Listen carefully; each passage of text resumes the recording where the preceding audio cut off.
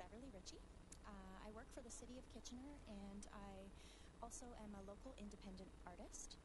I'm here to talk to you today about the Healthy Kids Community Challenge. A bit of background about the challenge if you're unfamiliar. Waterloo Region was one of 45 communities across Ontario to benefit from the Healthy Kids Community Challenge between 2014 and 2018. The challenge was a 4-year provincial initiative funded by the Ministry of Health and Long-Term Care that promoted well-being and healthy weights in children between the ages of 0 and 12. Throughout the funding period, the ministry launched 4 successive themes related to achieving healthy weights in children. The themes included Run, Jump, Play Every Day, Water Does Wonders, Choose to Boost Veggies and Fruit, and Power Off and Play. Throughout the funding period, local planning and implementation of the themes has been guided by a steering committee made up of the cities of Kitchener, Waterloo, Cambridge, and the townships of North Dumfries, Wellesley, Wilmot, Woolwich, and the Waterloo Catholic District School Board and Public Health. So, what have we been doing? Well, more than 90 initiatives have been planned and implemented during the 4 themes, reaching over 70,000 local children, parents, caregivers, educators, and community partners, with messaging that supports them to empower them to be physically active, reach for water when thirsty, instead of sugary drinks, give veggies and fruit a leading role in their diets, and to build a balanced day that is not filled with screen time. Theme 4 was the final theme, which ran from January to October of 2018. This theme was about helping children and families build a balanced day that is not filled with screen time. For the 3rd consecutive year, Healthy Kids Community Challenge Waterloo Region created live educational shows which toured elementary schools across the region. A total of 71 performances were delivered, just in Theme 4, in a fun and interactive format to inspire children to build a balanced day by remembering to find time for other activities like social time, physical activity, and proper sleep. The performances reached 3,832 elementary school students and over 100 educators with screen time reduction key messages. Interest and demand for the performances has grown since they were first introduced in Theme 2, Water Does Wonders, when 41 performances took place. The live theater performances implemented in Themes 2, 3, and 4 were noted as one of the most unique and well-received initiatives implemented locally. The edutainment-style format of these performances provided a fun and engaging way to share the HKCC messages with children. The format used clear, plain language and extensive use of visuals to promote the healthy behaviors in a way that truly resonated with children, as evident from the feedback we received from educators over the years. So what's happening now? While the success of the local challenge would not be possible without the dedicated partners that worked collectively to implement effective and sustainable strategies that promoted healthy weights among current and future generations of children living in Waterloo Region. These partnerships have enabled the challenge to leverage an immeasurable amount of in-kind time, expertise, resources, and supports, and ultimately expand reach and impact to local families. Now that the challenge has ended, the steering committee is leaving its legacy through one final project, which included the creation of a digital toolkit. The digital toolkit, which is about to be launched across the region, will contain the various evidence-informed resources that were shared during each of the themes, along with an educational video designed for children in grades 2 through 4. We modeled the script for the film after the popular live theater performances, incorporating engaging characters that children would identify with and humor that would keep their interest. I have been lucky enough to be the writer, director, and coordinator of the 3 live shows and the Legacy Film project. And so today, I am happy to share with you a little inside scoop about the soon-to-be-released film we've titled A Superhero's Guide to Health. The film is about a young superhero in training. I chose to make the heroine a superhero after seeing the reaction on students' faces during one of our live theater tours when we had a hero character in the play. I'd like to share with you the teaser trailer we prepared for social media. which will be launched on the Region of Waterloo social media by the end of this week, as well as a 2-minute excerpt from the film, which I chose specifically for today, as it doesn't have a lot of dialogue. It won't give away the plot in case you want to watch it with some littles in your life. But it does show and highlight the fun nature of the film that we put together. So if you could, play those 2 clips. Heroia was not your average kid. Born to be a leader, she... Is this right? Unfortunately, she wasn't healthy enough to do it. Can she level up her health to become a true superhero?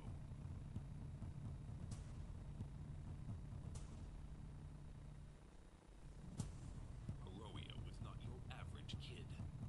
Born to be a leader, she... Is this right? Unfortunately, she wasn't healthy enough to do it.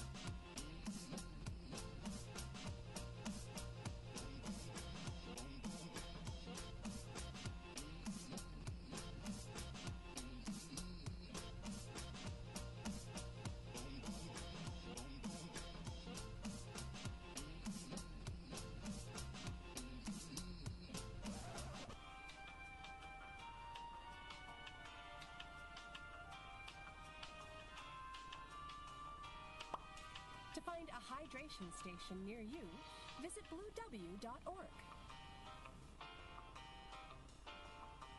Now, here comes the music.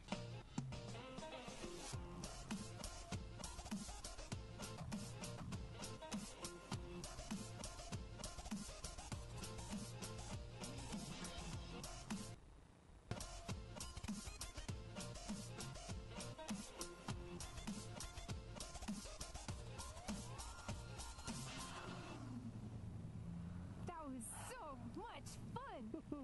Yes, it was indeed. Give me your wrist and let me see how you did with this lesson. Well, there it is.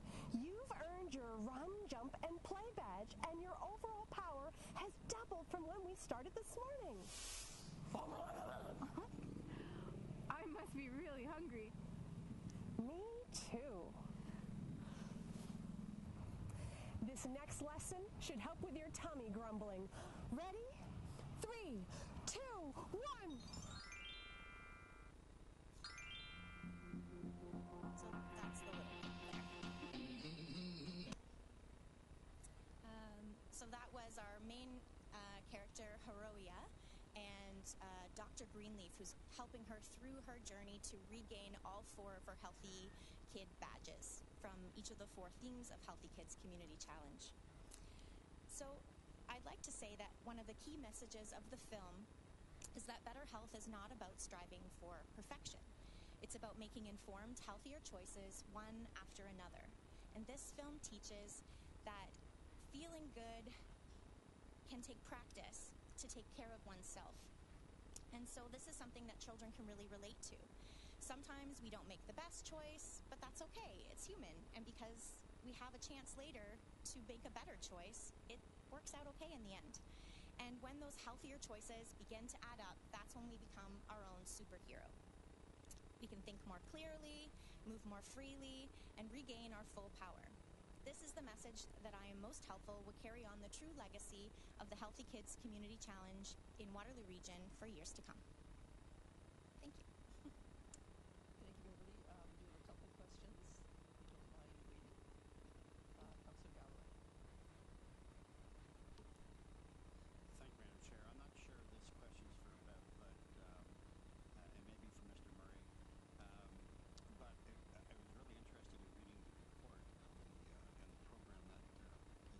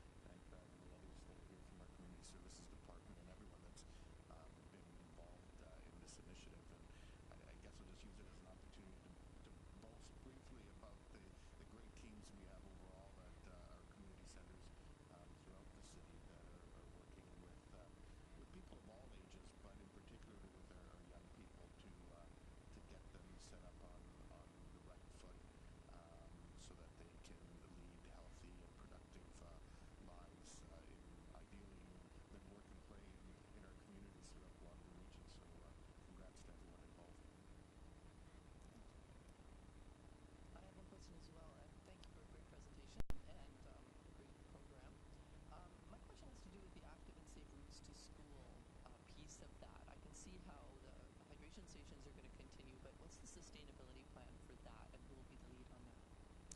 That might be a question to defer to my colleagues over here. Do one of you have an answer for that? Oh, Charlene. Or So, Active and Safe Routes to School is an independent committee that continues to work through partnerships with the City of Kitchener, the City of Waterloo, and both school boards and police services. So that work is continuing. There are some additional projects that are being vetted through public health around pedestrian safety that will dovetail with Active and Safe Routes to School, but we'll be also focusing on information and education for parents. So we're working together, although it remains independent. Will continue its work as it has. Okay, and there's a report in a later committee on the the safety education. So I know that that's a piece of that. Thanks. Thank you very much. Thank you. Is Mr. McLean here? Registered as a delegation to speak on homelessness and supervise injection sites? Right, well, if he joins us later, we can come back to this, I suppose. We're on to the consent agenda. There are a couple of items on the consent agenda, and I actually wanted to move them up myself for questions. Are there any other? I guess then I can exercise my discretion as chair and bump them up. Tell me if I'm wrong. Going to use that? Okay. Okay, so the two items were the Public Health Breastfeeding Services update and the Ontario Works caseload. I had a question about the breastfeeding services only because I know that there's, or I believe that there's a strong link between, I'm not sure I'm addressing this too, between socioeconomic status and breastfeeding, and I see that most of our services are in Waterloo. Presumably, I mean, it's 99 Regina's there. And I know that we're doing some outreach with the Kitchener Downtown Downtown Health Center. What kind of outreach are we doing beyond that to engage some lower income moms? So we have a couple of projects that are working in that area. So we do have clinic services out of 150 Main as well. The numbers there generally are a little bit lower because there's a great deal of support through Cambridge Memorial Hospital and through a couple of the family practices in the Cambridge area. We are also, we continue to support Breastfeeding Buddies, which is through the piece that's through the Kitchener Downtown Community Health Center, and that provides breastfeeding support across the region, so not in any one particular geography. The other piece that we've been working on is we recognize that there's likely need for support outside of the main city, so in the rural areas. So we just completed a research project where we were consulting with community partners in those areas to take a look at what's needed and where we might best place clinic supports. So we'll be looking at implementing something in the early part of 2019 to address that part. And the other part of our services where we're working with lower income women would be through our participation with the Canada Prenatal Nutrition Program, which is done in partnership with Corizon. So our role with that is to provide health education to the prenatal classes, and a big part of the education that we're providing is related to breastfeeding and breastfeeding supports, and then trying to connect them to other services, either through the Buddies program or ensuring that they're aware of what they could access through clinic supports. So that's been our primary focus. We also do a fair bit of work with youth from a couple of different youth prenatal programs. Again, trying to encourage just good health through the prenatal period, but also really focusing on the benefits of breastfeeding both for mom and babe. Okay, yeah. I know that our shelter was recently offered donation of breast pumps, and our shelter manager said in the 17 years she's been there, she can only remember one mom breastfeeding. It's kind of shocking when you think of all the financial benefits, if nothing else, of breastfeeding. Thank you. Sandy? Councillor Shantz? Thank you. I believe there's a program also run out of Woolwich Community Health. Is that different than what you were speaking about? Or I think they won an award for something a year or so ago. I'm not 100% certain, but I believe that's through the community health centers, so it's separate and apart from what we provide, but we have been in consultation with them to help determine where we might best position a rural service that wouldn't overlap with what they're doing but would provide additional support in that area.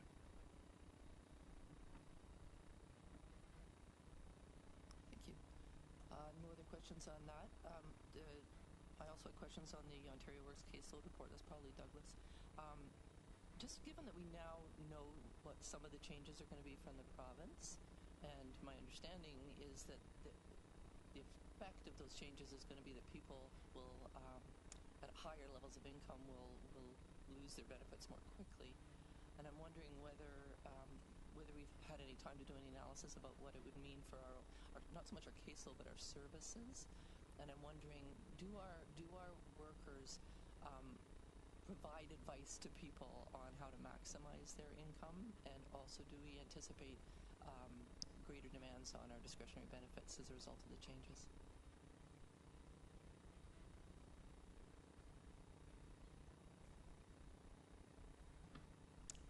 Through you, Madam Chair, we don't really have a lot more information than what was released on the 22nd of November and in the Auditor General's report.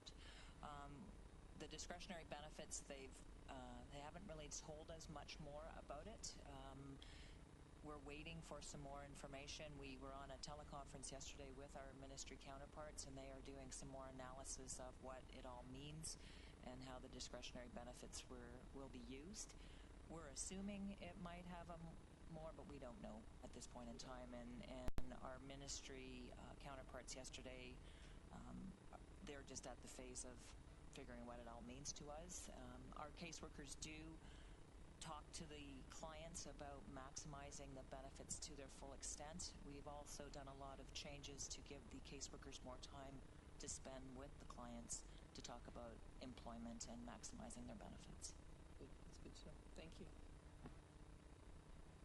Okay, so with no other questions, we're on to the regular agenda. And is there a presentation? There's one presentation on the two. Okay.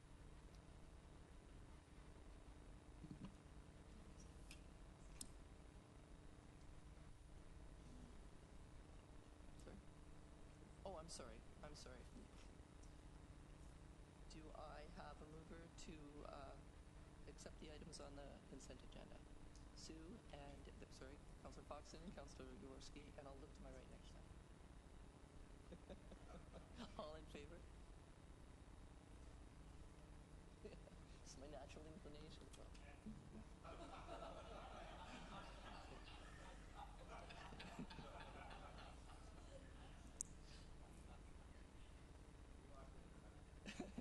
Grace.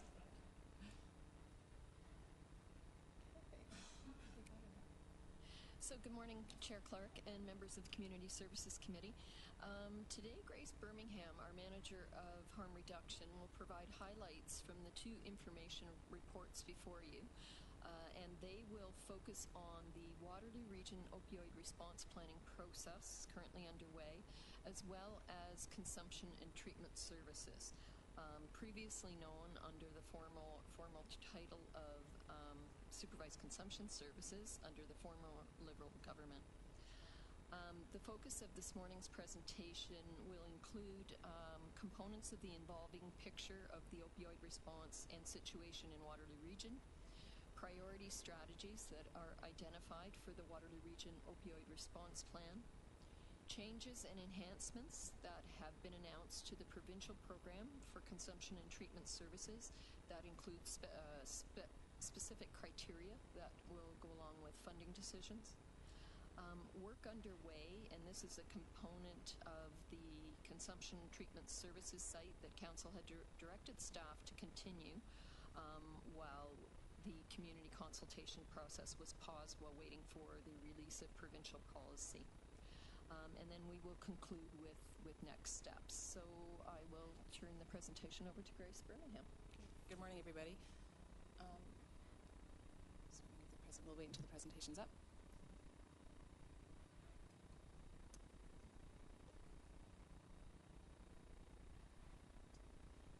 Okay, so this morning in this presentation, we'll be providing you with an update of the picture of the opioid crisis, starting with some local statistics on the opioid overdose that continue to highlight the severity of the issue for us in Waterloo Region. As reported in earlier presentations, finding from the 2018 Supervised Injection Services Feasibility Study in Waterloo Region found that almost 40% of people with lived experience of injection drug use had experienced an overdose. And of those people, 65% of those had experienced that overdose within the year. Last year, in 2017, 86 of Waterloo Region residents lost their lives to an opioid overdose. The 2018 rate of death due to opioids in our community is lower compared to 2017, according to preliminary coroner data, but yet remains higher than the provincial average. The rate of opioid-related emergency department visits in 2018, however, is increasing compared to the previous 3 years. And further, paramedic services opioid overdose-related calls continue to increase in 2018. Anecdotally, we believe that the impact of the increased availability and distribution of naloxone in our community is having an impact on the overall number of deaths, which could explain why deaths have in fact decreased while overdoses are increasing.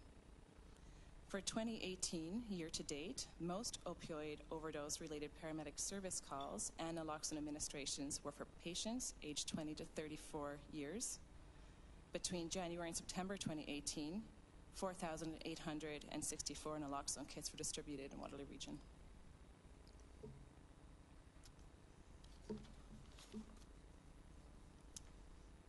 In Waterloo Region, there was a 274% increase in opioid overdose-related deaths from 2015 to 2017. Preliminary coroner data, which is available up until June 2018, indicates that there have been 27 opioid-related deaths and shows the death rate to be decreased compared to 2017. Even with the decreased rate of opioid-related deaths to June 2018 in Waterloo Region, the rate continues to be higher than that of the province. Just keep in mind that this is preliminary data from the coroner and is subject to change. Okay, so this slide relates to opioid-related paramedic service calls. The number of opioid-related calls to paramedic services continues to increase, as mentioned, as of November 17th, 2018. Paramedic services calls responded to 740 overdose-related calls, which is a 7% increase from the same time point in 2017.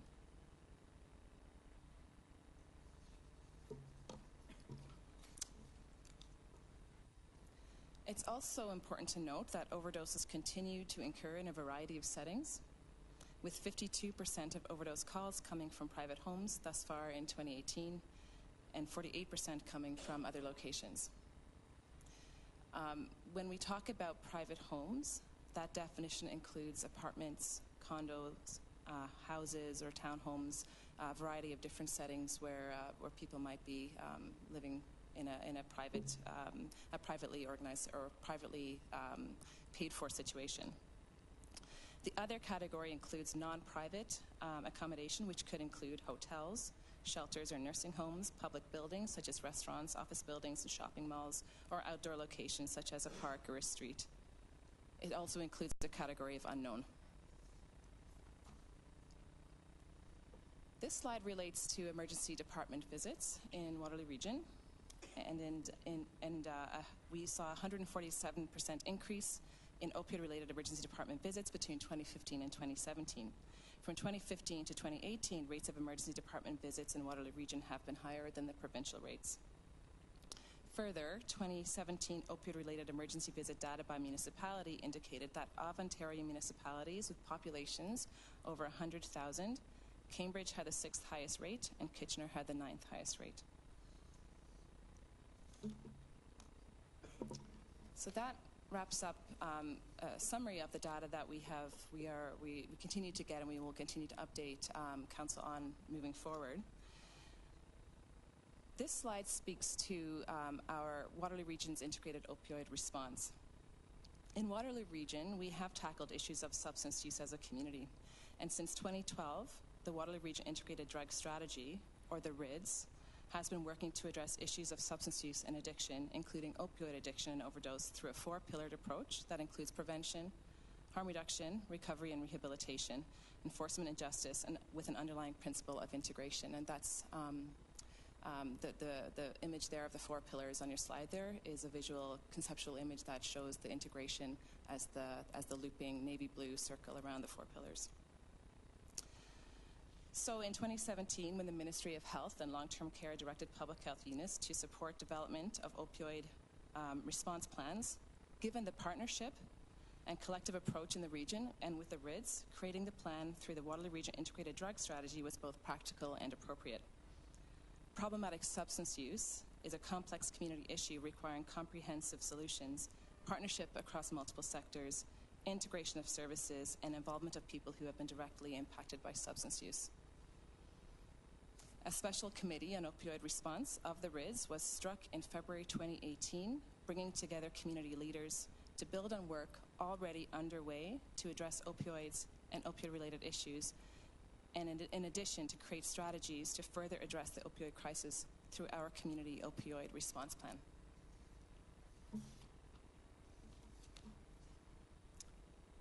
This slide provides the membership on the special committee, which includes municipalities, crime prevention and emergency response, school boards, public health and community services, the Waterloo-Wellington Local Health Integration Network, and the Waterloo Integrated Drug Strategy Committee chairs.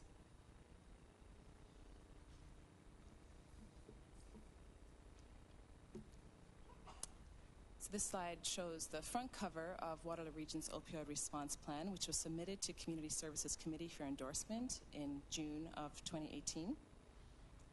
The plan describes strategies currently happening in Waterloo Region to address the opioid crisis and also identifies strategies that are needed to address existing gaps. After a stakeholder consultation, priorities for action were identified,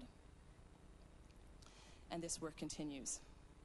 It's important to note that compared to other communities and many other communities in Ontario, Waterloo Region is well positioned with its opioid response because of the ongoing work of the Waterloo Region Integrated Drug Strategy and community partners collectively. For example, strategies related to overdose prevention, overdose monitoring, and work to explore supervised consumption services was already underway to address the opioid situation through existing work groups. Priority setting on the opioid response plan was done in consideration of this work underway.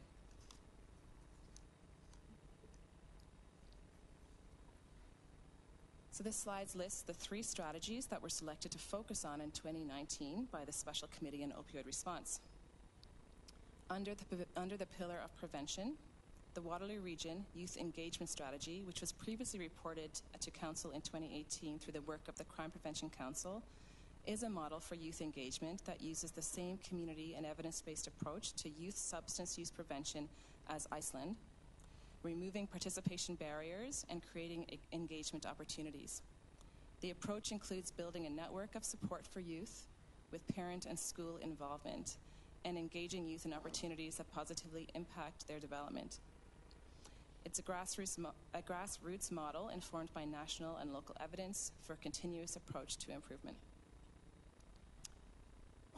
The second strategy under the recovery and rehabilitation pillar is supportive housing for people who use substances. And through this strategy, it would increase a range of housing options for people who use substances, from those that are abstinence-based to those that are not, and anything in between, dry, wet, and damp, with varying lengths of stay. This type of housing would increase access to responsive, flexible, person-centered services that values the unique strengths of each individual and meet client-specific needs depending on their substance use. And then the third strategy that was identified for work in 2019 is captured under the integration pillar, and it's called appropriate, connected, caring, engaged, sufficient, and supportive, or access to care for people who use substances. And this refers to care that is person-centered, continuous across caregivers and environments regardless of stage of entry to the healthcare system. It is help available for people who need it, when they need it, and how they need it. Access to care would emphasize increasing capacity to meet the current needs of the community, acknowledging the non-linear nature of substance use care pathways, increasing service access and addressing gaps that exist in the continuum of services. This approach requires system integration across partners and pillars and a coordinated approach that includes advocacy and seeking funding and resources.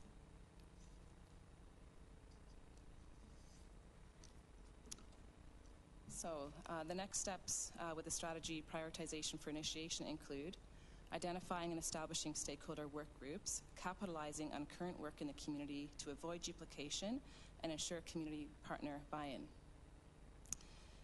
It will also include developing strategy action plans along with timelines and indicators of success, developing common tools to support the stakeholder working groups and facilitating reporting back to the special committee, identifying strategic elements for coordination and alignment with existing opportunities in our community, such as Wellbeing Waterloo Region and Smart Cities Waterloo Region, and implementation of the prioritized strategies by the stakeholder working groups.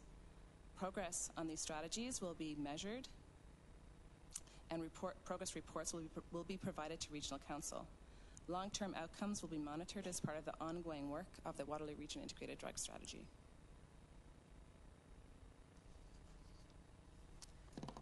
So within that access of care strategy, which was prioritized for initiation by the Special Committee on Opioid Response, there was a focus on addressing system gaps, which includes ensuring availability of healthcare services to prevent overdose deaths through consumption and treatment services.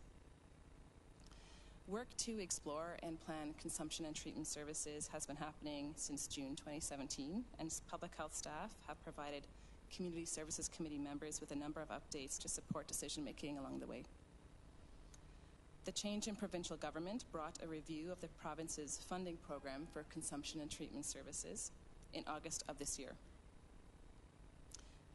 Community Services Committee directed Public Health to pause public consultations on potential or candidate sites for consumption and treatment services until the provincial review is completed regarding the program status. At the same time, Regional Council further directed staff to continue work to explore what a MAID and Waterloo Region model of supervised consumption services, now called consumption and treatment services, would include and how that would operate, and this work has been completed.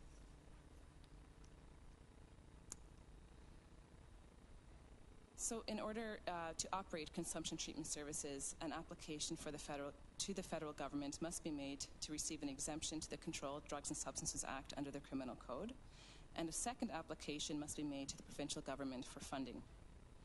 On October 31st, the Government of Ontario released the revised funding program, and as expected, a number of changes were made to the program. Of the changes, the following are the most significant. Support from local municipal council and others, including the Board of Health. Proximity to other sites, with proximity being at least 600 meters. So under the new requirements, sites would have to be at least 600 meters from each other. There is now a requirement for a process to hear and address community concerns as sites are established and as they are operated. In addition, surrounding areas around the consumption and treatment site must be monitored for improper needle disposal as well as any other harm reduction supplies. There needs to be on-site or pathways to treatment and other services embedded within the site, and the site should be offered 7 days a week in terms of their operations. And while these are new requirements from the province, the model envisioned by Waterloo Region has always incorporated a number of these features. And this vision was further confirmed through a recent session to develop that MAID and Waterloo Region model, which I'll describe in the next slide. So in addition to the new requirements from the province, we have also been informed that there will be a cap of 21 sites in total for the whole province.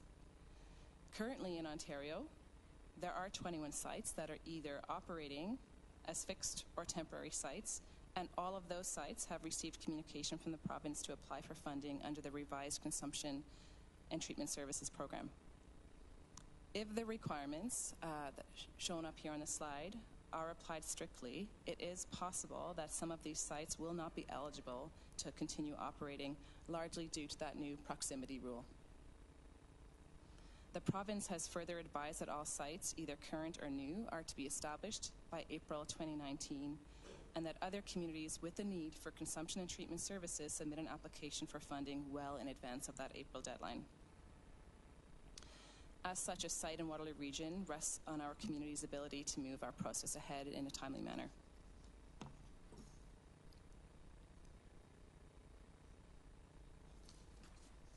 So in addition to hearing from the province and understanding what the new requirements will mean for us, over the last few months, Public Health and their partners continue to explore what a Made in Waterloo Region model for consumption and treatment services would look like and how it would operate.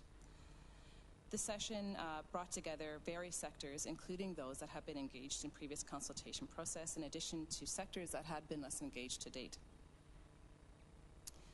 In addition to people impacted by drug use through their own or that of a loved one, the visioning sessions also included staff from libraries, universities and colleges, BIAs, neighborhood associations, the tech sector, community interest groups, first responders, hospitals and agencies who provide addiction and treatment services, community health centers, shelters and housing agencies, and local municipalities.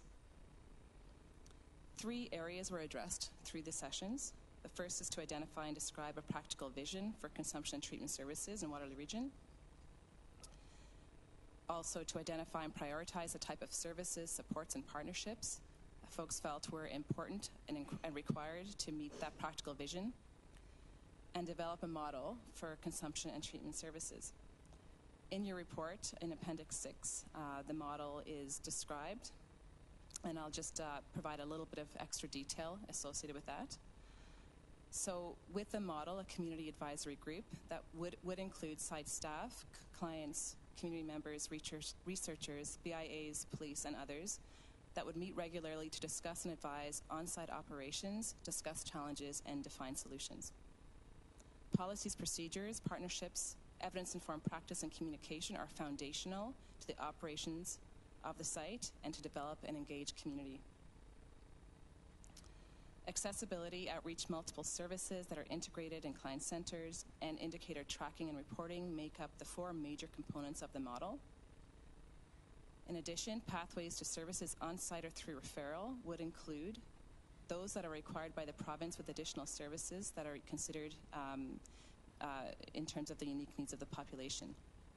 Clients would have a role in identifying the types of services available on site, and peer approaches would be seen as critical to establishing trust with clients. As a result of the sites, it is the vision of the community that people who use substances and other members of the community will feel safer, that people who use substances will feel like they're part of the community and will have better access to housing and rest spaces, that the services at the site will feel welcoming and responsive, and that people who use drugs will feel less stigmatized, and as a result, will be more willing to seek services and support. And as a result, we'll see overdoses go down in our community. The results of the visioning sessions are being used to guide ongoing planning for consumption and treatment services. Region of Waterloo Public Health will also connect with agencies that have expressed interest in being involved in consumption and treatment services in varying capacities moving forward.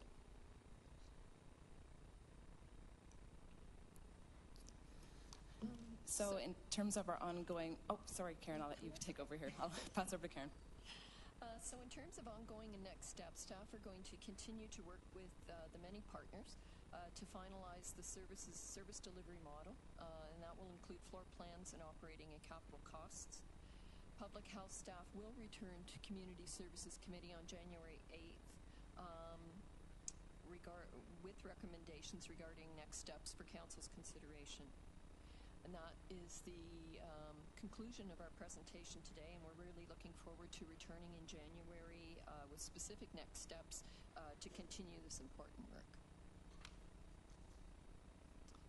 Thank you, and don't go anywhere. There's quite a few speakers waiting to speak, and we'll start with Councillor Jawad. Good morning, and through the chair. What a great presentation, really sparked a lot of thinking, so I hope you'll be patient with me. I'm looking for a few little details in some of them. The first thing is, are you aware that I'm hearing through the grapevine that naloxone has increased from usage of one administration to multiple, like right up to 5 now because of the nature of the use. So is that something that we're hearing regularly? Yeah, we work with paramedic services closely on issues related to naloxone, and they have also shared that when they arrive on scene, naloxone has usually been administered, and in some cases multiple kits. What they have indicated is that this is not likely due to a higher resistance to naloxone, but more so that the time in between administering naloxone and waiting for it to work, which can be about 2 minutes, feels like a very long time, and that often, because there is so much naloxone in the community, there's a high likelihood that people who have kits administer it. And are maybe overusing it, or no, it's just being more cautious? I think there's likely a mixture of the caution and the worry that it's not working fast enough, or that it feels like it's working slower. That time between administering and seeing a reaction, I think, can feel like a very long time for people. And thank you for your patience. Another question I have is that when you discuss the numbers of ODs that are occurring, have we got any stats on how many of those ODs are occurring in the areas where people are living rough? Have we actually isolated that particular stat at all? The table that was shown, where it shows private home versus public, is probably the best indication of where overdoses are occurring. So approximately half are occurring where in shelters or other places, and that, I guess, could mean, there's no, it could mean parkland, it could mean camps, it could mean public washrooms and restaurant washroom, that kind of thing. So in terms of camps, not is that what you mean? Yeah. Does that 40% actually include the individuals who are living in some of the, like we have some stats of our own at GRCA? It would include that number, yeah. Several parks. So is it included in that particular? Thanks, Karen. Okay, yeah. Perfect. And then I had one more question. You spoke of your stakeholders and the engagement, and I didn't see, and it went by kind of quickly, but I didn't see anybody from the Chamber of the BIAs. I think that this time around, we have the gift of being able to show our community that we're a little bit more intentional about treatment services. I think we need to be able to discuss two things, like the counterintuitiveness of trying to treat somebody who doesn't want to be interfered with while they're getting high. So in that same space, so I kind of like to see some work around some of that, but I think we have to come to the community very loudly and clearly about the treatment services. So I'd like to see a little bit more. Is that what's going to happen in January then, when you guys come back? We're going to have more of a detailed, this is what treatment actually looks like. I think what you'll find is there will be a continuum of services. And certainly in January, we hope to provide more detail to the service model that we will be recommending for the consumption and treatment services. So we'll have more of a detailed understanding of what that looks like, Karen, and how we're going to deal with some of the counterintuitiveness of addicts really don't want to be helped until they're ready to be helped. So they're in this space and they're, chasing their high, and yet we're hoping to be able to break down the barriers for treatment, right? Yes, and of course there will need to be enhanced services throughout other areas within the health system in Waterloo Region as well. And so that relates in part to the priority of the special committee on opioid response and trying to ensure that access to care. Okay, thank you for your indulgence. Dr. Wang has a comment. I just wanted to briefly add regarding when clients may be open to treatment, if they're also accessing services that help them to oversee their consumption. It has been seen across overdose prevention sites and other supervised consumption sites that clients who are in an environment in which they feel supported after having their injection, and if they have a place to be able to rest after the injection, they are much more inclined at that point to be receptive to information about services, and they're much more likely at that point to take up services. So really one of the keys is to ensure that clients feel that they are in a trusting environment, and that secondarily services are available nearby, or at least there are connections that are easily available nearby. Thanks. Just if I may, just to confirm that the business associations have been part of the consultation, and I know that because with my other hat, I've been attending them, and I sat beside the ED of the Kitchener Downtown Business Improvement Association. So I can't say whether Cambridge has been there, but I know that Kitchener has been. Yeah. So they've certainly been invited. Yeah. Yeah, thank you for that. Cambridge BIA as well as the Kitchener BIA were involved in the consultation. Councillor Foxton. Thank you, and with some indulgence, I have a few questions. Number one is the shock of 21 sites when we're already 21 that exist.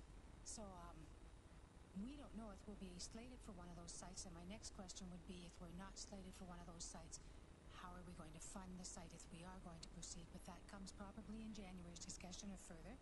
The other thing is multiple visits. Now, North Dumfries has made the list, but around the corner from me is a person that's visited probably 3 times a week, and in one day 3 visits in one day. So it sort of screws the stats if one individual. Do we want to know how many times certain individuals are, the frequency of certain individuals? I don't know if that makes a difference. It's just interesting that one can have such a dramatic effect on our stats. I have a question from the report. Paramedic services, naloxone administrations in 2018 are lower compared to 2017, likely due to the increased availability of naloxone in the community and the increased use in oxygen. It's the first time I've heard about oxygen. How is that used for it? How does it help? So, oftentimes you will find in the supervised treatment services or consumption treatment services that are existing, oxygen's an important piece, because if a person is moving from a state towards overdose, but they're not quite there physiologically, you can try to rouse them. The next step would be to use oxygen to revive them, as opposed to the aggressive naloxone. So it gives you more of an ability to use a variety of methods to save them, if you would. Oh, that's good. Thank you. The other thing is, I was reading somewhere, and sorry I can't remember well, where, but that individuals are being treated for pain by their doctors. This one individual got 4 injections in at one time, and it covered him for a week and a half. Now the province has cut that out, drastically cut it back, and he said his only hope now is to go towards opioids and street opioids. So with the less availability of this pain medication through their doctors, we may have even a greater crisis on the hands and the horizons. But thank you. Councillor Galloway. Well, thank you, Madam Chair. I want to thank Grace and Karen and their staff for a great report as the precursor to the January discussion, which will no doubt be a little further in detail. This is not so much a question as a comment. And first of all, I want to say that it's great being reminded, as we need to be reminded, and the community needs to be reminded, that there are 4 pillars to the strategy. It's not just harm reduction and the related facility. There is a lot going on the other 3 pillars, and the problem is being attacked, so to speak, from a variety of angles. And the discussion often does gravitate or migrate to the consumption site issue, which of course is probably the controversial one. And my comment really, Madam Chair, is that this is the first opportunity after the municipal election to publicly deal with this particular issue. And sometimes it's difficult in a municipal election to really identify the issues that are really the core issues that people have. But there were a few themes that emerged, and the opioid crisis was certainly one of those that emerged. It may not have been overwhelming or pervasive, but sometimes in a municipal election it's difficult to identify those pervasive kind of issues. But I think this council has been given a very strong mandate to deal with the issue. There were individuals who were contrary-minded out there that put their name on the ballot, and I think we have a very strong mandate to move forward on this issue, particularly as it relates to the harm reduction and the consumption site issue.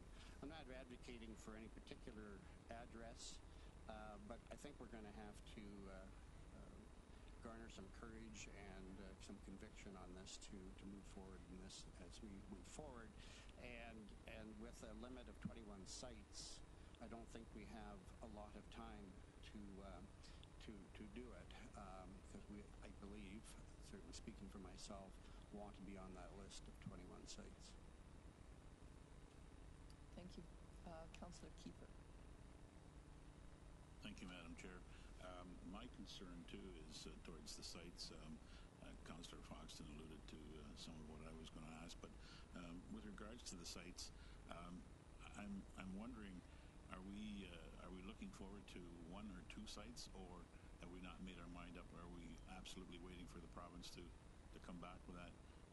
And the reason I bring up that is my concern is that provincially and federally there's been a history of shall we say, services being allocated to the largest population in the region, let's say, or within a city.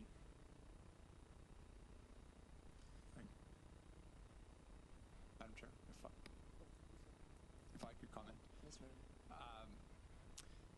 Yeah, so I think in the report in January, we will, bring forward some recommendations about next steps. And at that point, we need to deal with what are the next steps and related to what sites. So I don't think we're quite there yet.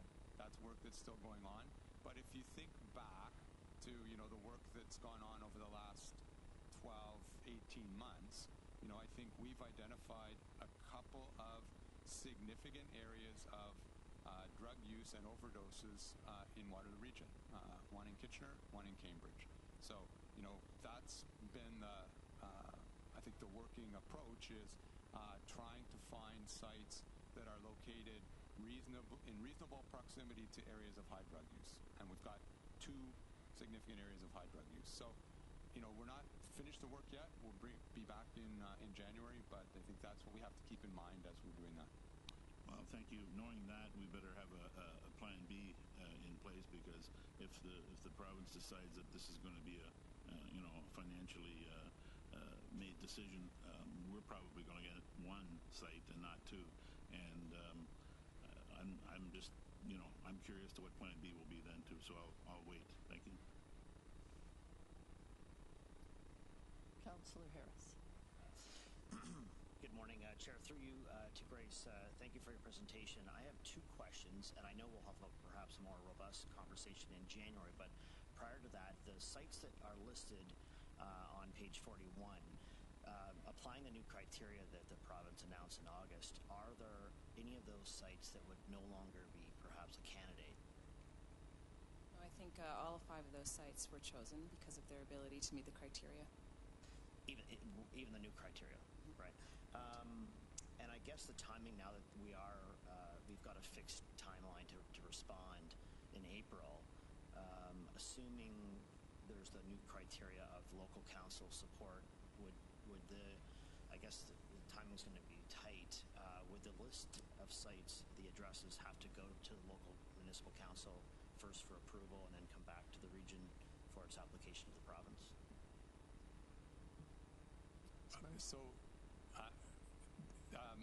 Again, I think in January we're going to bring forward recommendations about next steps, looking at the sites that had been identified as candidates, and seeking some direction about where do we go from here.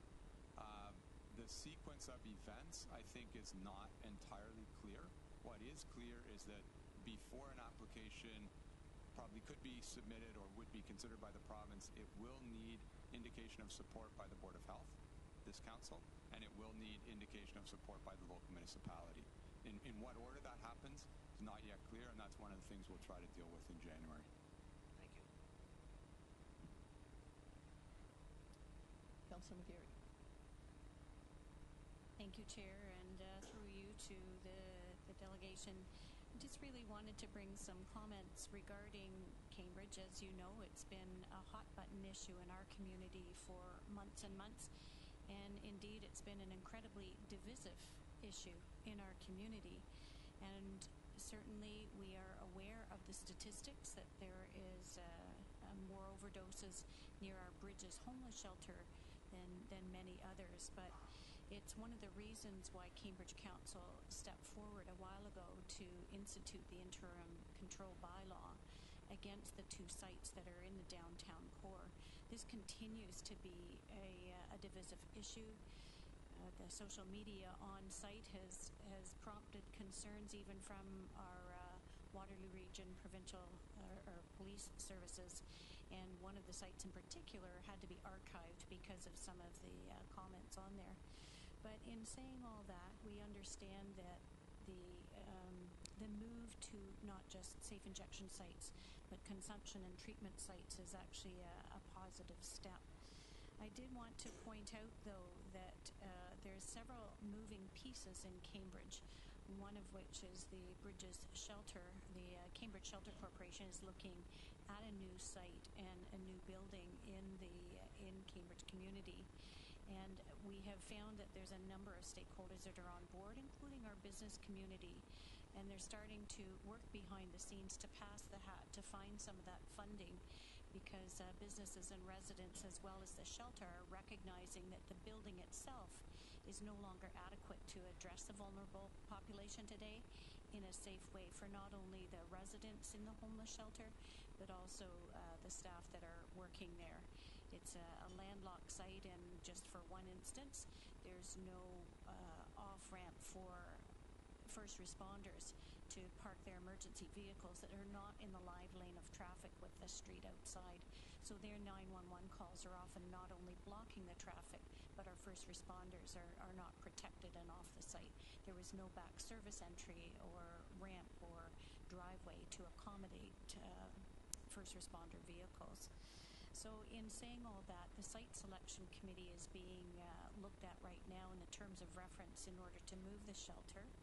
I know what we're under is a tight timeline, but the suggestion is with the two sites that are already here on this list, if that shelter were moved to another part of Cambridge, it would no longer be eligible for the, to be within the eligibility criteria in walking distance. I also know that the community is certainly more tolerant of seeing this kind of service at the hospital. I know that's not in the usual guidelines, but in order to accommodate the time it's going to take for my community in Cambridge to recognize some of the changes of what a consumption and treatment center might look like, I'm wondering about the feasibility of doing a study to see if it is feasible at the hospital.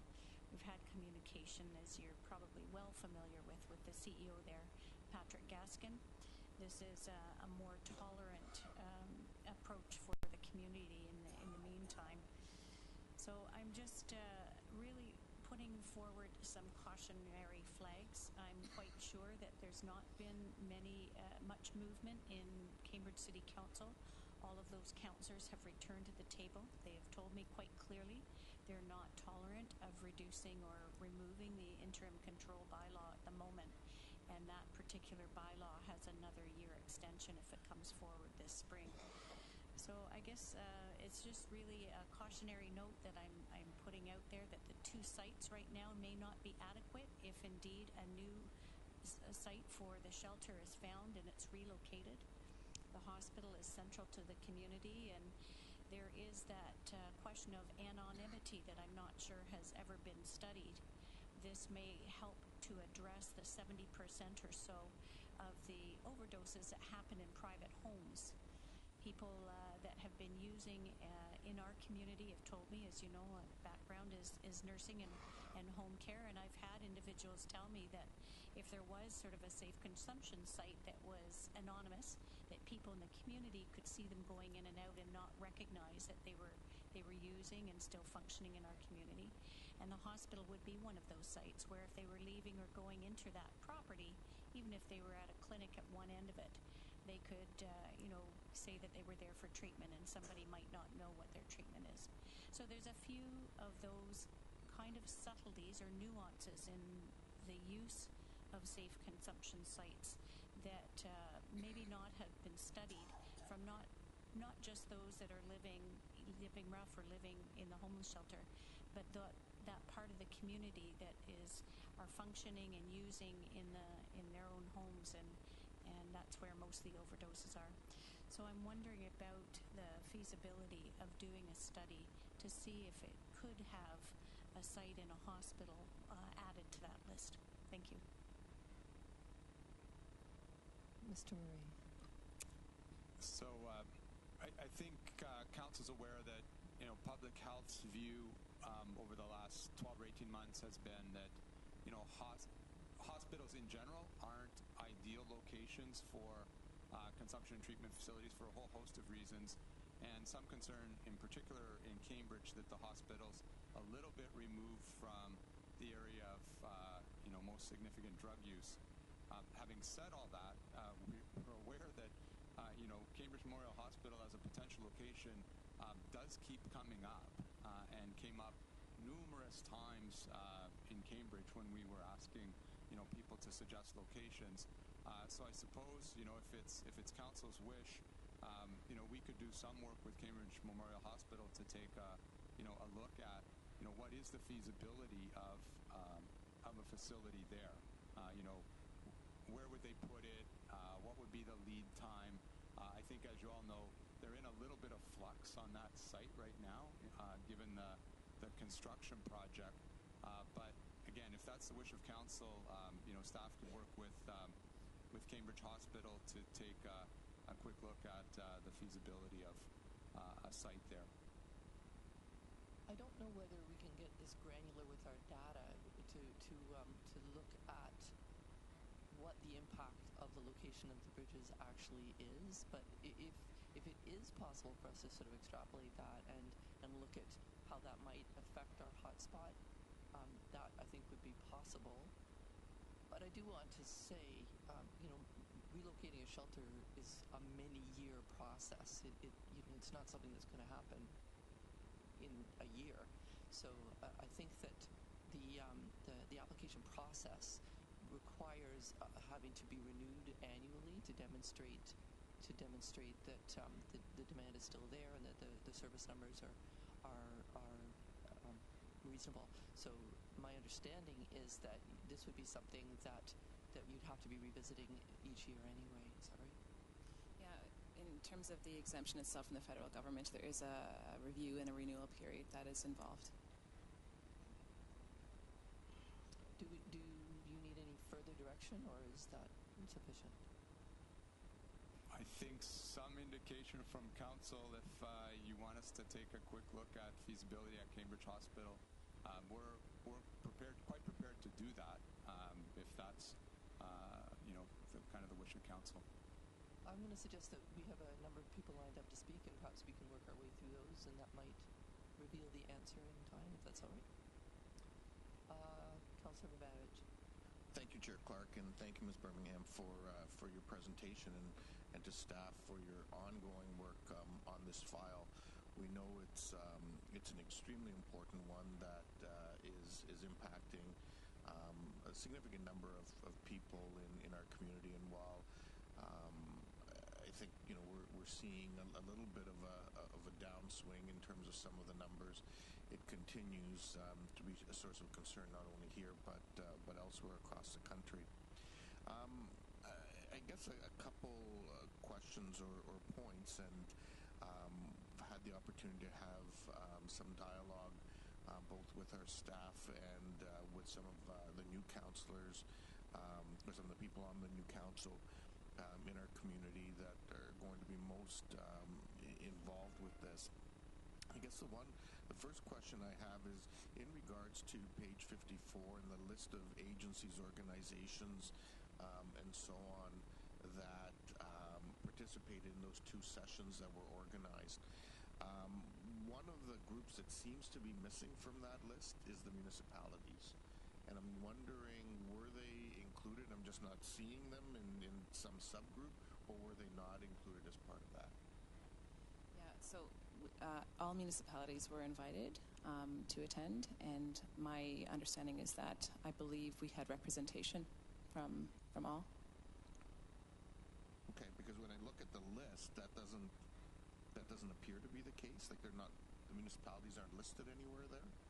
And to be frank, these sessions were a surprise both to our staff and the city councillors in the discussions I had with them. In fact, they heard about them from others who were invited.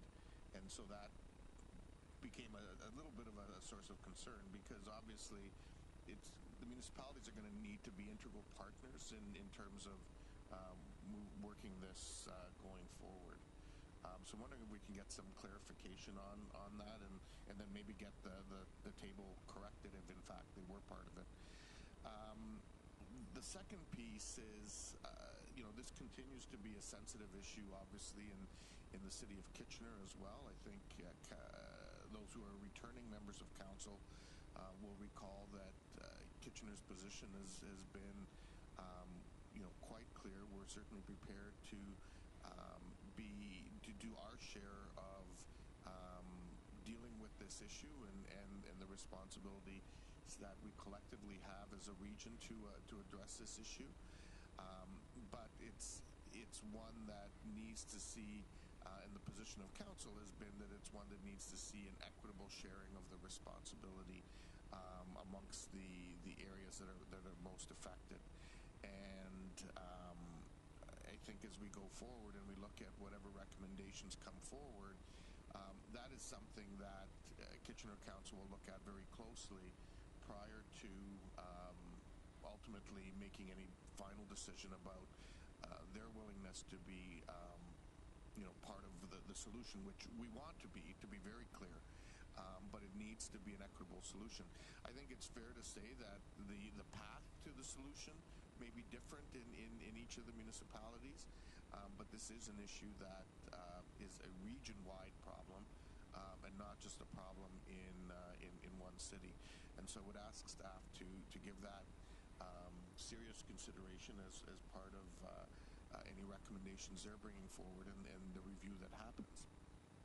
I think the other piece, speaking to this notion of service provision through a hospital, that is something that has come up in Kitchener as well, and a desire to look at it. But the position has always been, and people have accepted that the hospital may not be an ideal location for this. If in fact we're going to now be looking at hospitals, then I would have to ask that we also take a look at Grand River. And in fact, the argument could be made that that hospital perhaps would actually provide a very nice solution, in the sense that it is on a transit line, and it's also close to the border of both Kitchener and Waterloo, and would be able to meet the needs of both populations. And so if we're going to go down that path, I would ask that the Grand River be considered as a location as well. What about St. Mary's?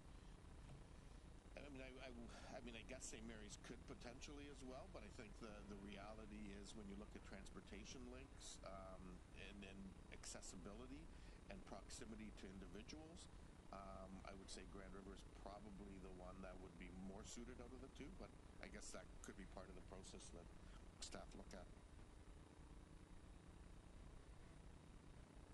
Thank you. Councillor Moran. Thank you, Madam Chair. And congratulations, by the way. I think you're doing a pretty good job so far. It can only get better. Thank you, Grace and Karen, for your presentation. It's nice to take a stroll down memory lane and see how far we've come. So I guess some of the comments that I'd like to make, and I'm still just a little bit confused, because we have 21 overdose prevention sites in Ontario, yet the province says they want to limit them to the 21, but they're encouraging us to apply. So it surprises me, although it really doesn't surprise me, of the kind of thinking that's taking place right now by the provincial government in the province of Ontario. I mean, you look at small communities, smaller than us anyway, Guelph, Thunder Bay, Kingston, and there's been really no discussion about including us on the list. So I think at some point we need to sit down with our elected MPPs that are in the governing party and talk about where they're going with this and what they'd like to see, and share some of the pain that's taking place in our community. we're waiting for the report in January, and I have no problem with that. And I'm just kind of wondering about the criteria, because if the province decides to fund this, their criteria is that they need permission from the Board of Health, and they also need permission from the local council. But in this report, is there going to be some information about the federal government funding this program, or the region of Waterloo self-funding? And the criteria would probably be both different for both. And I don't want an answer now, but I think that's something that I think should be included in there. We should be looking at all of the options and going from there. Those are my comments. Thank you. Thank you. Councillor Strickland. Thank you very much, Madam Chair, and thanks to staff, to Grace and Karen, and our first responders, and everyone in the community who deals with this on a daily basis. I think we're committed as a council, and we're very much aligned with doing nothing is not an option. We need to do something. It's also been made clear throughout this process that, according to public health and the literature, that having a safe consumption site in a hospital is not an ideal scenario. So it may not be ideal, but we need to do something. And if we're not able to get these safe consumption sites into an area where we can get some community buy-in, be it Cambridge or Kitchener, we just can't get stuck there. So I strongly support putting the 3 local hospitals on that list for consideration as safe consumption sites. So let's have a discussion with them. Let's have it come back, because we need to have options, including federal, provincial funding. Maybe, we look at our own funding. I don't know, that's down the road. But we need to have places where we can provide this service. So we can't get stuck on not having a place. Otherwise, we're going to not be able to do anything. So that's my view on it. And I think that while it may not be the best solution if we end up in a hospital, for those suffering from this addiction, but at least it's an answer, or a partial answer, to a problem where we have some community support to help deal with it. Councillor Shawns? Thank you. And thank you to staff for looking for a Made in Waterloo solution. What occurs to me as I listen to the conversation, and when I look at the chart on page 26, we have 2 different populations that we're trying to help in this situation, and they both have different needs. We have our other category, which is almost half, that don't want to come to a hospital. They want some other kind of site. We have another 50% who are experiencing overdoses at home. And they might be more inclined to go to a site like a hospital. So maybe we're getting too stuck on trying to serve everybody with one solution, and maybe we need 2 solutions for the 2 different populations that we're trying to serve. So I just put that out there as we're trying to make this work.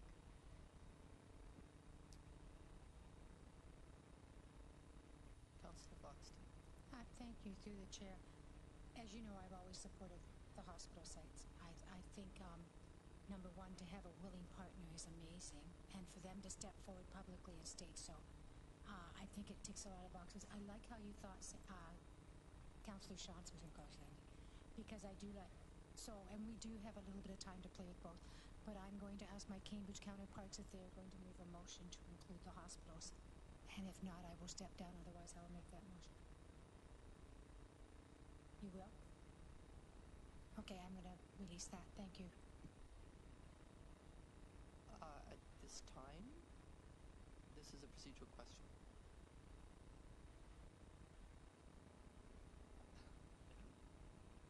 Okay, we'll finish our comments.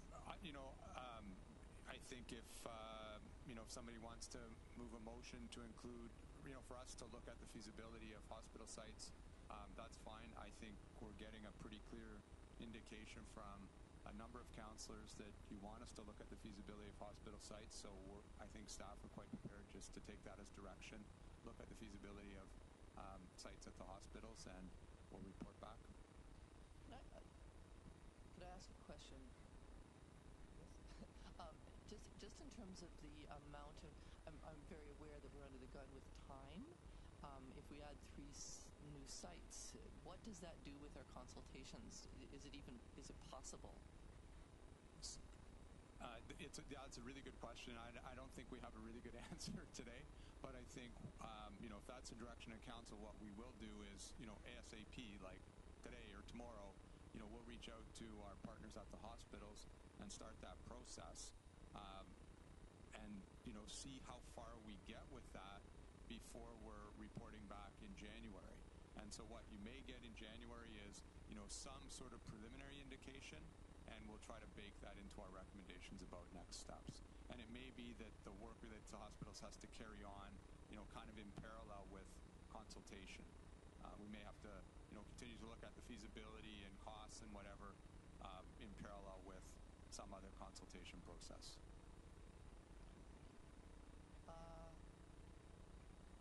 Councillor Armstrong.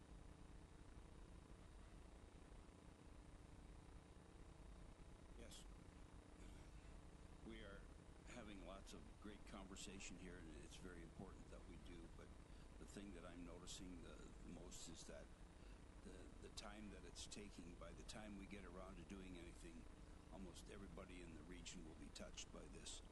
So I think the sad part is people will be far more receptive because of the fact that it's taking so long to get something put together. And it's not just our fault.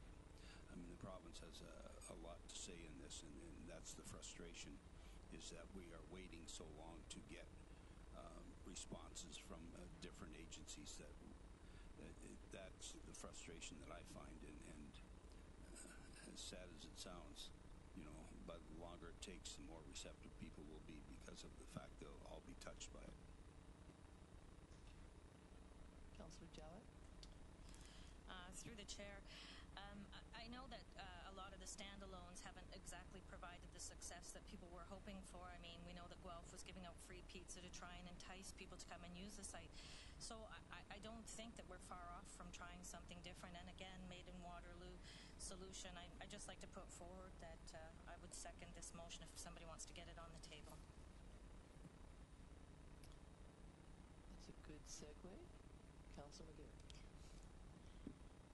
Thank you very much, Chair. And I think in the discussion here, we're noting that this is a quickly evolving subject that we're all having to reconsider and look to all the consequences and all the considerations very closely, and again in a rapidly evolving issue. And I hear support around the room and around the horseshoe for looking at the hospital sites, and I think it's timely that we do so. I'm not convinced that the metrics have been done about really reaching out to those that are using in homes, anywhere from 50 to 70% that are having overdoses at home. Have they really been asked whether they would or would not go to the hospital? I believe that many would in the previous comments that I made about that. But I would be very prepared to make a motion to ask staff to do a feasibility study to put a consumption and treatment site in the three hospitals, or include the three hospitals in Waterloo Region that are the largest, and that would be Cambridge Memorial Hospital, Grand River Hospital, and St. Mary's Hospital, and to bring then the findings back to this committee as soon as possible. And Councillor Foxton seconds that. Councillor Jowett seconds that. Any discussion? All in favor? That's passed. Thank you.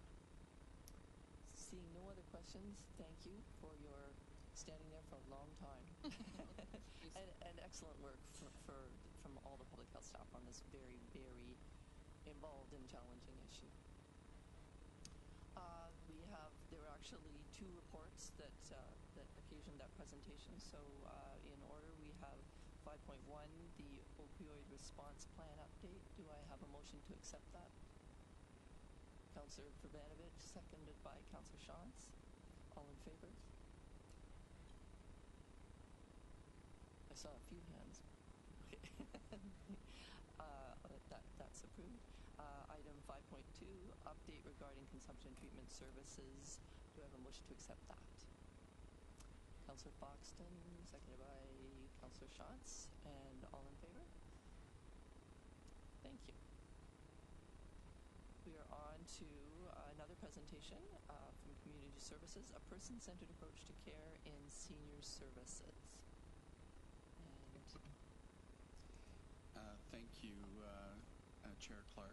I'm going to pass this off to Connie Lacey and Julie Wheeler, who were instrumental in the presentation that you're going to see. It's a video that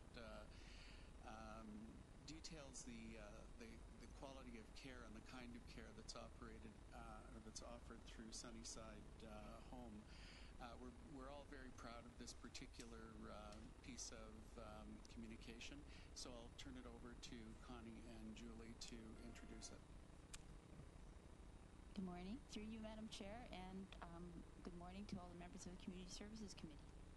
I'm very pleased to present this report today. It's on person-centered care at Sunnyside Home and Senior Services. And the report that accompanies the presentation highlights some of the demographic changes that we've seen in senior services and how we've been responding to it with a more person-centered approach to care through our Still Me initiative. It also talks about next steps, including our exploration of certification of a person-centered model. And pictures do speak louder than words, so I think what I'm going to ask Julie Wheeler, our administrator of Sunnyside Home, to do is share the video that we've presented about our person-centered care approach. So I'll hand it over to Julie. Good morning.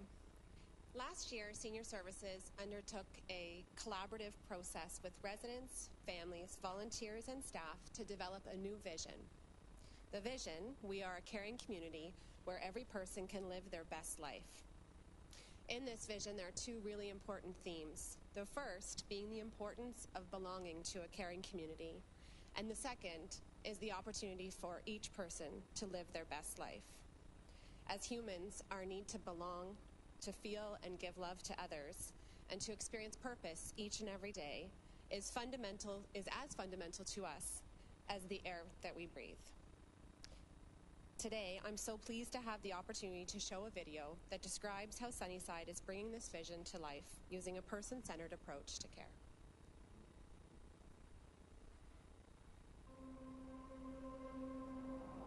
Sunnyside has a long, proud history in the region of Waterloo. It started out 150 years ago as a house of refuge and has blossomed to an array of services that service all the community across the region, including the townships Waterloo, Kitchener, and Cambridge.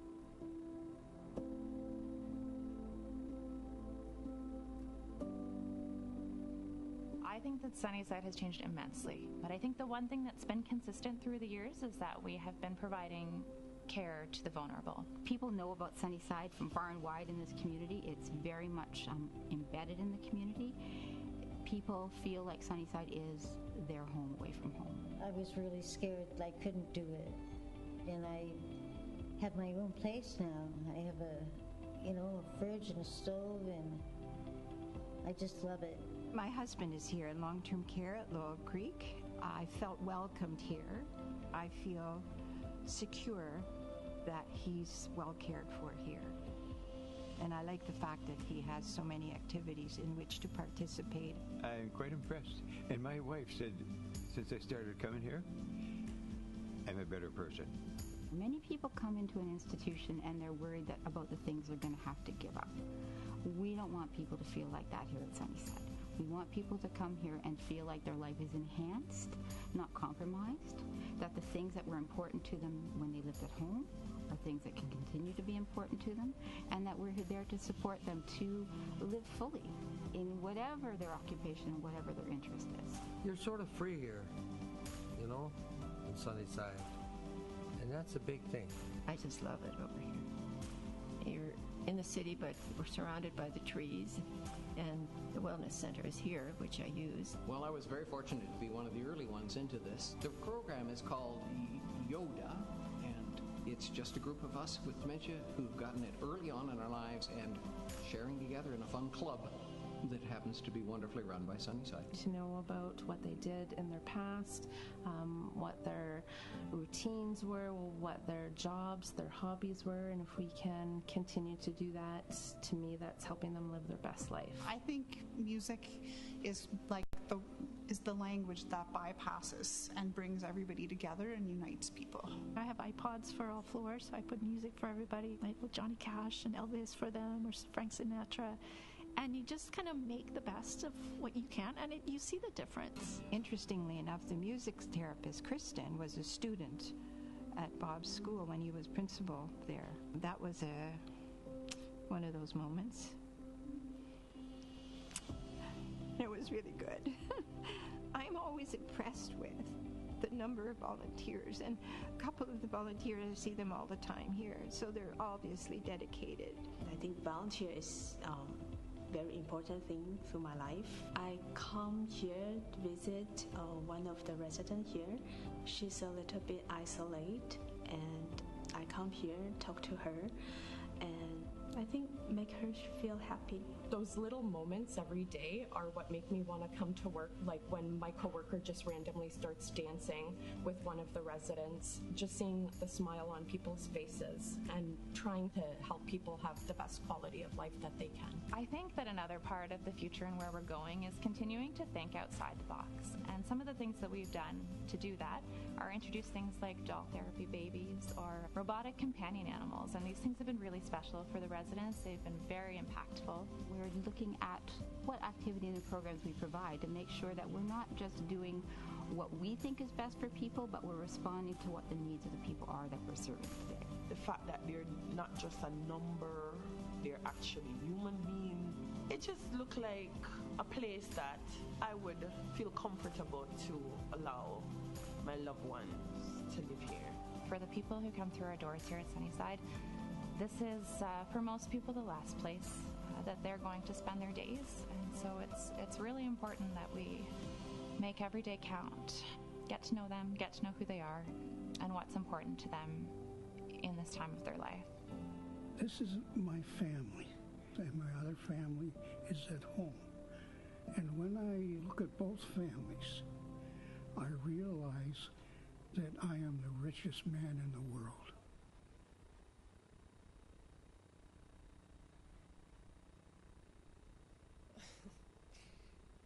One of my favorite quotes in that is, "You're sort of free here." And absolutely, long-term care is not the end of life. Life carries on. And at Sunnyside, we're really excited to embrace a person-centered approach to care, which really is simply simply just about knowing the person, about what matters to them most, respecting that they're a contributing member of our community, creating places and spaces where they can embrace new things, learn new talents, establish new relationships, or perhaps rekindle some old memories. Ultimately, it's about placing equal emphasis on both their medical needs as well as their emotional needs, the things that make us feel human. Although we're early in our journey, we're really excited to watch change take place, to try new things, and to embrace life to its fullest at Sunnyside. And we look forward to sharing an update with you in the future. We also welcome you to take a look at a table that we've set up in the lobby with some of the tools that we're using at Sunnyside to help residents experience love and belonging, as well as some pictures that show you some of the changes that are already taking shape. Thank you. Thank you very much. Although I did hear a lot of people say, "Oh, I don't see anybody actually having any questions." So thanks for your presentation. Do I have a motion to accept the report 5.3? Councillor Keeper, seconded by Councillor McGarry. All in favor? And that's approved. Okay. Information and correspondence. We didn't get any report. Sorry, Councillor Rentz.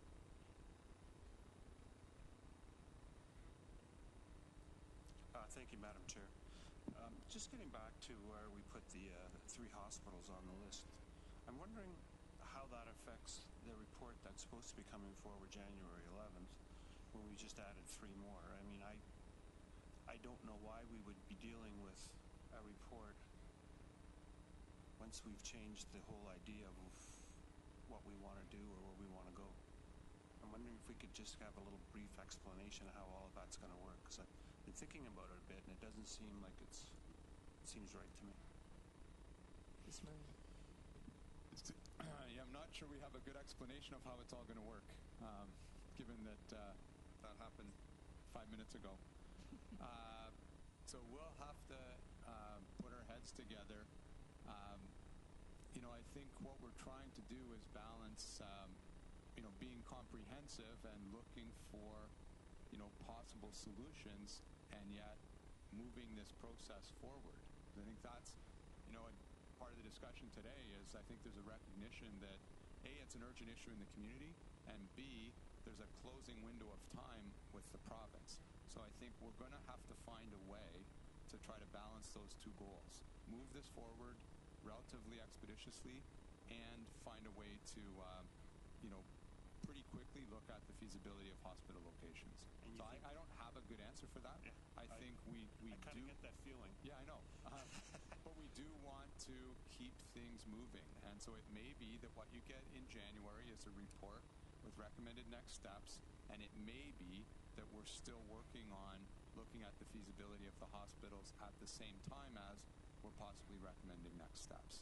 I think that's a possible outcome here, as these two things kind of happen in parallel. Okay.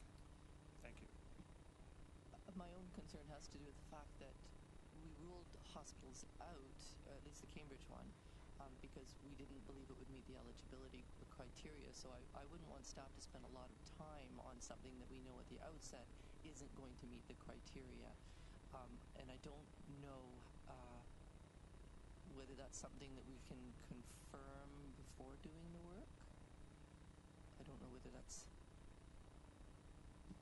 We can certainly take a look at the three hospital locations in terms of existing criteria from the province, and do a gap analysis, if you will, of that.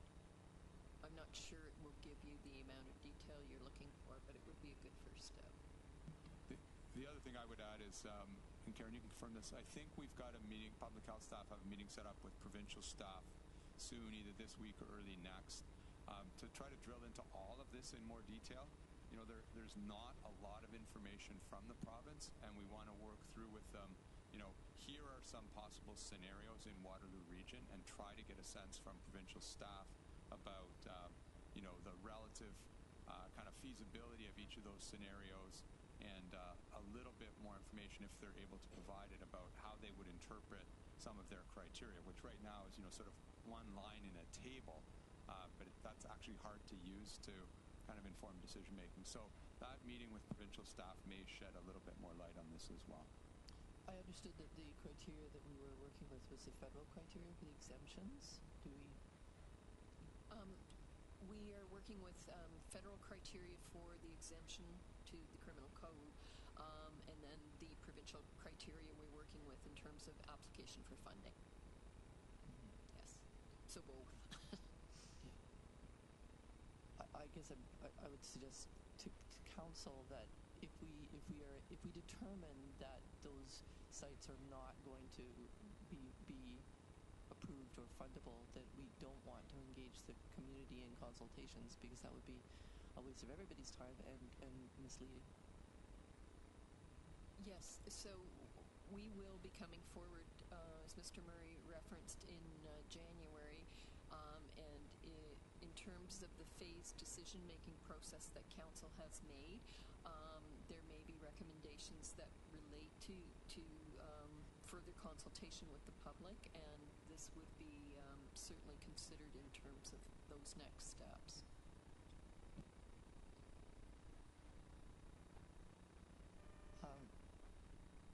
Councillor Schatz. Thank you. Again, I just want to reiterate that I believe we're working with two different populations, and if the criteria that the provincial government is setting out only deals with one of those populations, then I think we can look at it in that way, also recognizing that we have another population that we have to also deal with. And so I wouldn't, just because a hospital may not fit the provincial provincial guidelines, I wouldn't rule it out in terms of some way incorporating, perhaps a site in the hospitals as well. Councillor Foxton. Thank you, through the chair. I understand what everybody's saying, but we have made a motion. We did pass a motion. Let's let the process happen. I'm sure staff will come back in January and evaluate where we're at that time. Thank you. Okay. Seeing no more comments. There's no other business. We need a motion to adjourn. Councillor Fox and Councillor Armstrong. We need all in favor? All in favor? All right. We're going to go into a 10-minute break, and then we'll reconvene for admin and finance. Okay. I thought we could have been doing that for 5 minutes. Tim told me there was a break. Do what Tim tells me. I'm very reliant on. What's that?